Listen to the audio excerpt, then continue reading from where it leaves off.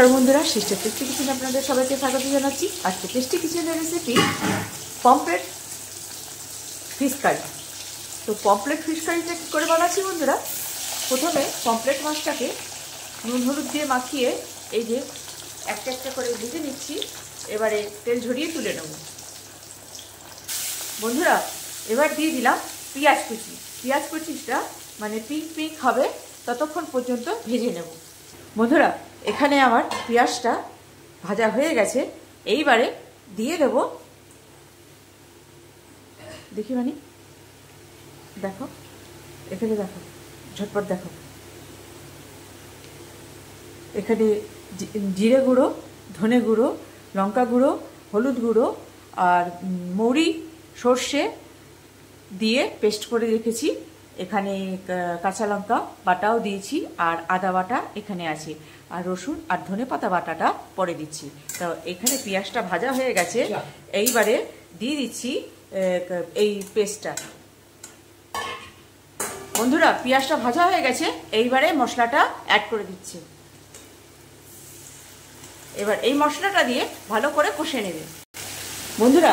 এখানে একটা কাঁচা লঙ্কা বেটে দিয়েছি একটু ঝালের জন্য। এই দুটো লঙ্কা গোটা দিয়ে দিচ্ছি, যেরকম বাড়িতে হয়, কারণ ঝাল বেশি পছন্দ হলে খেতে হলে সেই লঙ্কাটা গুলে খেয়ে নেবে, আর সেই জন্য দুটো গোটা লঙ্কা দিয়ে দিলাম। এটা আপনি যদি না চান তো এটা ক্যান্সেল করতে পারেন। তো এইবারে এই মশলাটা ভালো করে কষতে হবে যতক্ষণ না মশলা থেকে তেল ছাড়ছে বন্ধুরা। এইবারে দিয়ে দেবো টমেটম পেস্ট। এখানে টমেটম পিউরি বা টমেটম গোটা মানে ফ্রেশ টমেটম দেবো না, দেবো পেস্ট। পেস্টের মধ্যে বন্ধুরা আলাদা একটা ফ্লেভারটা কাজ করে, সেই জন্য আমি এখানে দেবো টমেটম পেস্ট। এই টমেটম পেস্ট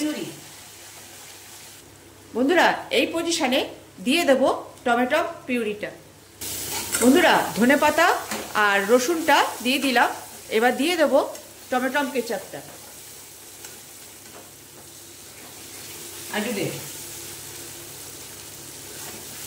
এবার এটা দিয়ে বেশিক্ষণ নাড়াচাড়া করবো না, দিয়ে দেবো জল। দিয়ে দেবো জল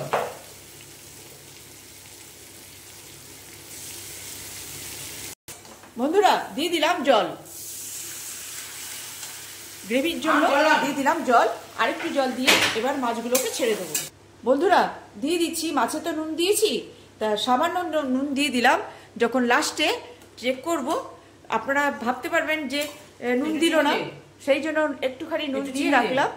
লাস্টে যখন নামাবো প্রয়োজন পড়লে নুন দেব, প্রয়োজন পড়লে নুন দেব না, কেন কি মাছে অনেকটা নুন দিয়ে মাখিয়ে ম্যারিনেট করে রেখেছি, মাছটা পুরো নুন নুন হয়ে রয়েছে, সেই জন্যে এটা দিলাম অল্প একটু নুন বন্ধুরা। স্বাদ অনুযায়ী দিয়ে দিচ্ছি একটু চিনি, একটা মৌরির কাটি বন্ধুরা। ভেজে রাখা মাছগুলো দিয়ে দিচ্ছি।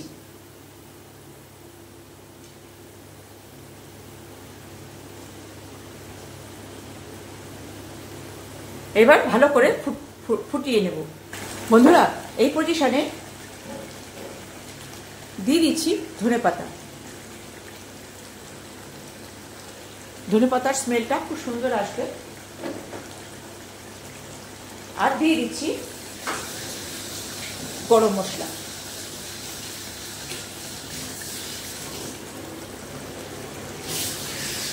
এবারে এটাকে আরেকটু ফুটিয়ে নামিয়ে নেব বন্ধুরা।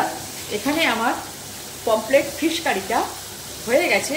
এইবার এটাকে দেখুন তেল ছেড়ে দিয়েছে, এবার এটাকে নামিয়ে নেব বন্ধুরা। এই যে পমফ্রেট ফিশ কারি কেমন লাগছে বন্ধুরা? এই একটা সামান্য রেসিপি। এখন তো মার্কেটে পমফ্রেট মাছ উঠেই গেছে।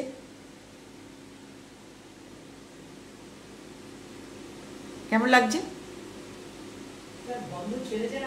Pomfret fish curry? তো বন্ধুরা, এই সামান্য রেসিপি একটা পমফ্রেট ফিশ কারি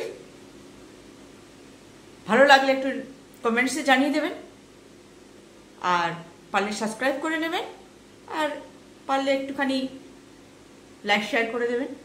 আর যদি ফেসবুক থেকে দেখে থাকেন তাহলে আমার পেজটাকে ফলো রাখবেন।